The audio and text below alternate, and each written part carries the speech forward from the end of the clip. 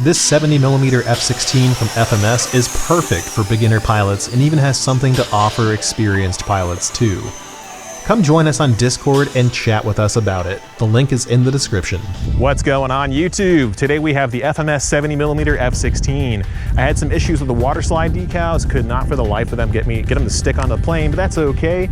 We're gonna go ahead and get some custom Ace Combat 7 trigger, Fort Grays Air Base, Ocean Air Force Defense Squadron put on here. It's gonna look super cool. I'm waiting on her to get back at me with the invoice, but for the time being, we're gonna take it up just pure gray with a couple of tiny ejection seat decals on it. This thing is super sweet. We flew it yesterday and the audio quality was trash because we tried a new microphone. So we're going back to the GoPro because it just works better and you can actually hear what I'm saying. And you can hear the jet too. On top of that, real quick overview on this jet, we are gonna be flying it with an SMC 4400 pack, which is conveniently located here, and in a 5280RC afterburner unit, which is also located in the tail. This jet uses an FMS 3060 1900 kV motor and an 80 amp ESC, so it's a little bit better than the E-flite variant, which you might have seen as the Thunderbird's jet. Comes with foam hinges all across, but they hold up just fine to the abuse that we're gonna put this thing through. And we're gonna fly it a little bit heavier today on the 4400 first, and then we're gonna immediately land, take off with a 3600 pack and show you just how awesome this thing can really be. Let's drop the gear and get her up. All right, so we're gonna go ahead and get this jet taxied out. Flying in a different place today because we have a full-scale experimental plane in our usual area where we'll be flying from. He's sitting there chatting with the local pilots. And this is an issue with the F-16. Don't turn it too hard, too fast, otherwise it will tip. Did I lose the missile or is the missile still on? Looks like it's still on. All right, we do have Flaperons set up. You don't need to, but we're gonna show you how to do it at the end of this vid. And here we go. I did lose a missile. Oh well, we'll fly without it. It's not really a big deal. It actually was a pretty big deal because it caused asymmetric lift. So we went ahead and landed the jet off camera and got it fixed. Then moved to the main runway to get a better perspective on the flight. All right, so we had an abandoned takeoff attempt because I screwed up with the tricycle gear. Be really careful when you're taxiing this thing on ground. I went ahead and screwed the missile back in with some glue. Take off with Flaperons. Yeah, much better, no more roll. We'll leave some of that warty approach in there so you guys can see what's going on. 24.3 volts. So this thing flies absolutely phenomenal. We've flown this jet before. It's the E-flite F-16, but this one comes with ordnance and all that other cool stuff. And in my opinion, I kind of like the paint scheme better because it's fully painted. A little easier to track on this side, I assume, dear? I wouldn't say that. It's still pretty agile on a 4400 pack. On these SMC high voltage packs. I'm gonna walk a little bit further away from you so we don't have doubled audio on the screen. There we go. This thing is pretty agile, but you know, based on what we flew yesterday, the 3600 pack shoved as far back as possible will be the most agile way to fly this jet. So we'll get you some touch and goes and some other stuff to show you what this thing's capable of. A little bit of high alpha, all that other fun stuff. This is a great beginner's jet, so this is definitely marketed at people who are learning how to fly. We did set up the Flaperons, as I did mention, but you don't need them to land the jet at all. It'll fly just fine without them. I prefer it for takeoff.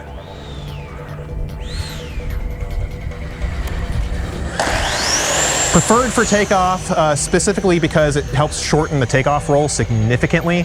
When you don't have full flying stabilators, you do have to deal with a bit of lag in your takeoff. So, but for landing, really all it comes down to with this jet is just holding a nice high angle of attack, high alpha, whatever you want to call it. So you get low to the ground, start pulling the nose up, and you touch down with the mains. There we go. This thing is very easy to fly when you're flying it with a heavy pack. When you fly it with a more lightweight pack, like a 3000 class pack, like what we're going to be flying it with soon, you will notice that the jet flies much more like the 80mm. And that is, in my opinion, super awesome. But it'll be much more difficult to fly for people who are still getting used to it. So as far as flying goes, the flight characteristics are very gentle. 22.76 Let's go ahead and bring it up real quick and we'll show you some stall testing. So we're just gonna hold the nose up with no throttle and it'll just gently nose down.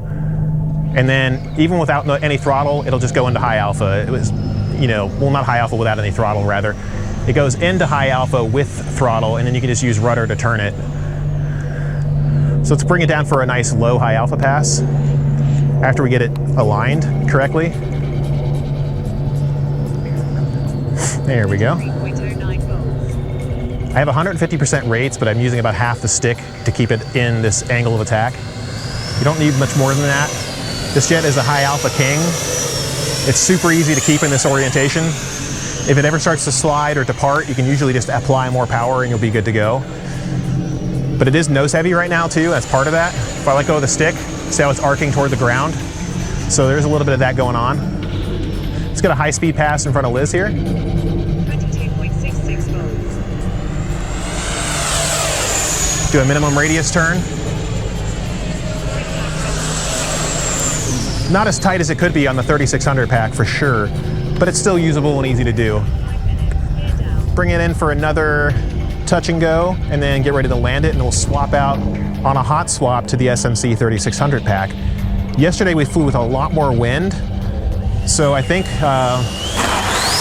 what we'll see today is a much more maneuverable jet that I'm not going to have to worry about stalling as easily, because on the 3600 pack, this thing flies very similar to the E-flite 80mm jet.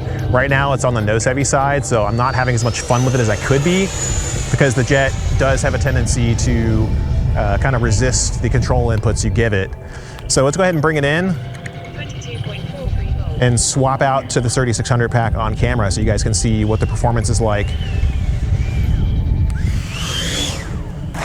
All right, quick swap. We're gonna try to do this NASCAR style. I gotta wait for the plane to stop rolling as much, or at least give it gentle turn input so it doesn't tip over again, because I did break that missile off on our takeoff roll on the hard pavement.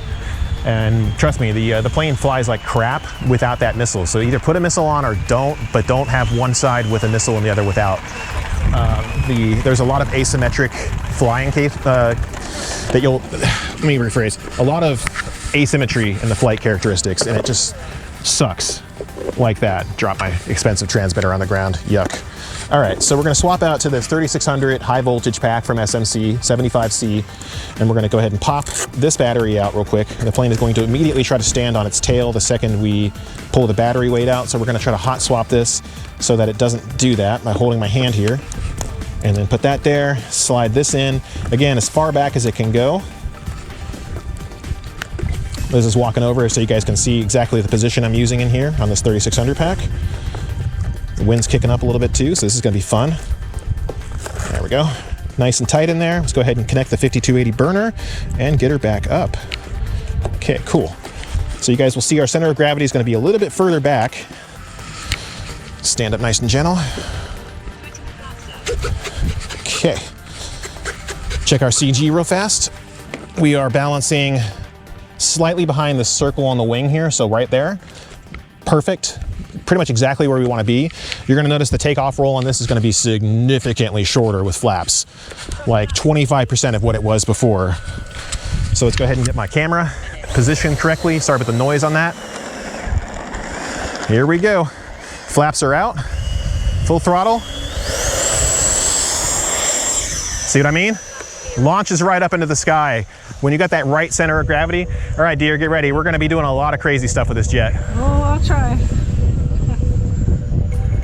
That flies much more like the 80mm, the way I'm doing the snaps and barrel rolls.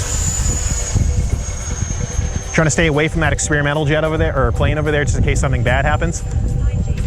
Look at it, the way it flips around. That is much more like the Rafale 64mm when it was flying tail heavy. Let's turn the radio up a little bit so we can hear what she's saying. Put it into a minimum radius turn so you guys can see the differences. Oh crap, it's so tight it's starting to stall. Look at it slide through the air. There we go. This jet is a beast on this setup. Like, you wouldn't even believe that it's flying with elevator tips instead of actual stabilators. Let's get a high speed pass in front of the camera.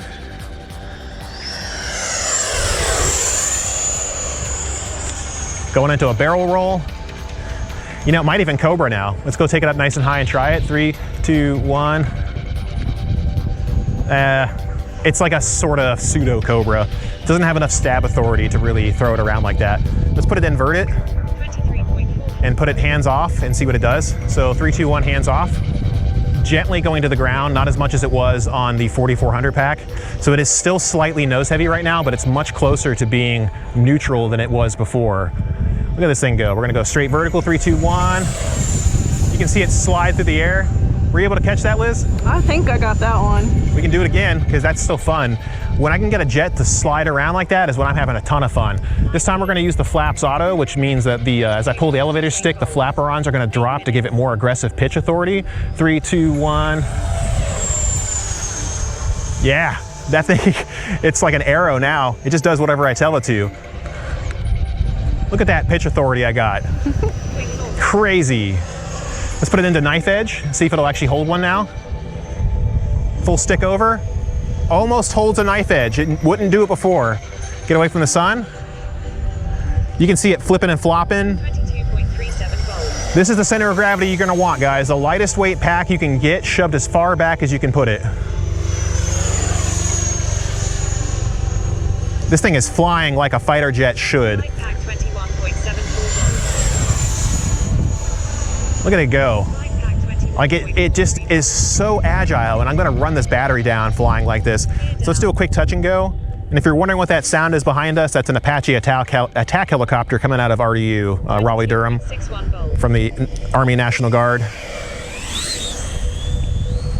9 minutes. A little bit of crosswind was popping up. 21 gear up. Okay. So the flight times are naturally shorter on a 3600 pack, but you can see the flight quality is more fun for me. Look at this thing go. Use a little rudder to keep the nose pointed up. Flight pack 21.48 volts. You lose it that time? Yep. Sorry. I'll do it a little further out. Pack 21.25 volts.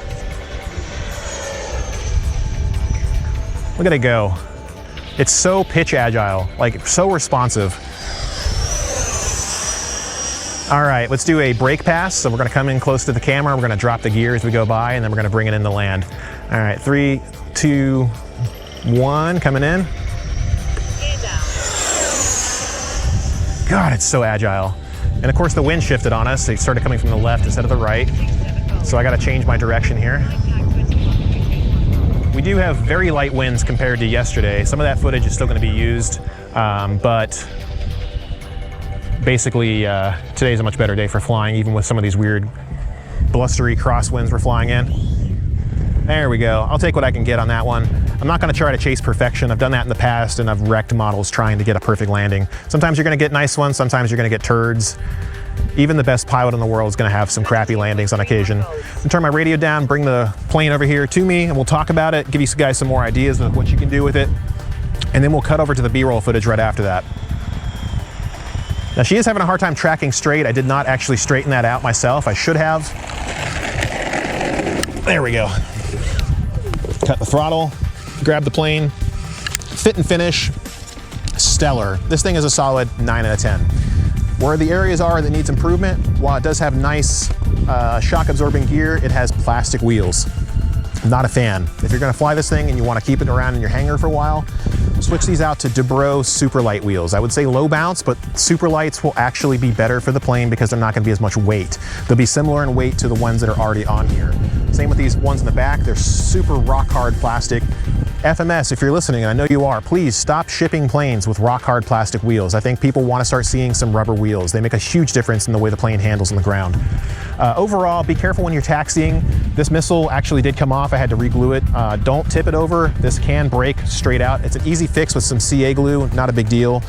There's plenty of battery space in here to put an even bigger battery if you want to go with something that's not a 3600 or a 44. I have flown the F-1670 with a 5000 pack. It's a tight fit, but it does work. It's just kind of nose heavy. This thing, however, Looks phenomenal. I can't wait to get the Cali Graphics Ace Combat decals on there. I can't wait to have an Ace Combat plane finally. I've got 2 other sets of decals I haven't put on my other ones yet. For now, like I said, 9 out of 10. The other areas for improvement would be nylon hinges, but I understand why they didn't do them because it's a foam plane that's at a 70mm scale. Not a whole lot of space to work with there. We're gonna wrap it up here, go to the B-roll, and then we'll see you guys again out there. Just like the E-flite 70mm F-16, the FMS version excels at high alpha flight. It's one of the most solid platforms for high alpha flying that you're going to find. The fixed stabilizers keep the jet from ever exceeding its critical angle of attack unless you really work hard to try to stall it. Like flying super uncoordinated turns on a windy day.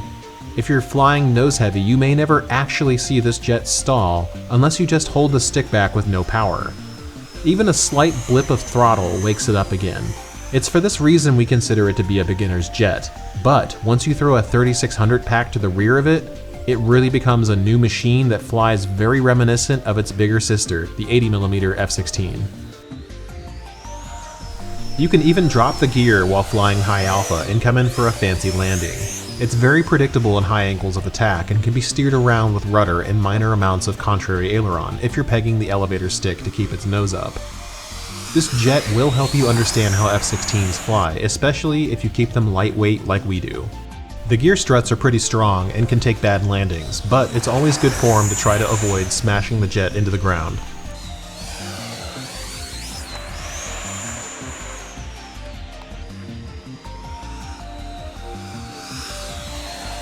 Now you've got an idea of what this jet can do, so let's move on to our patented quick setup guide.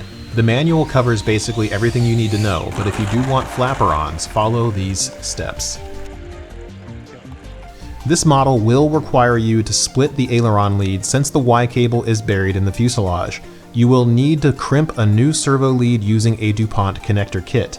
If you're new to this, don't worry, it's super easy to do. Check the YouTube video we linked in the description from West Hobbies RC, which covers it in depth. Once you've split the leads, identify which servo goes to which wing and plug it into the receiver to match what the transmitter is expecting when the aircraft's wing type is set to Flaperon. Afterward, simply program your preferred AS3X values and you're on your way. We used 25 roll gains, 50 pitch gains, and 15 yaw gains for our F-16. Setup is super simple, follow the manual and you'll have no problems. If you have any questions, let us know in the comments and we'll help you out. We hope you enjoyed. See you next time with a new upload.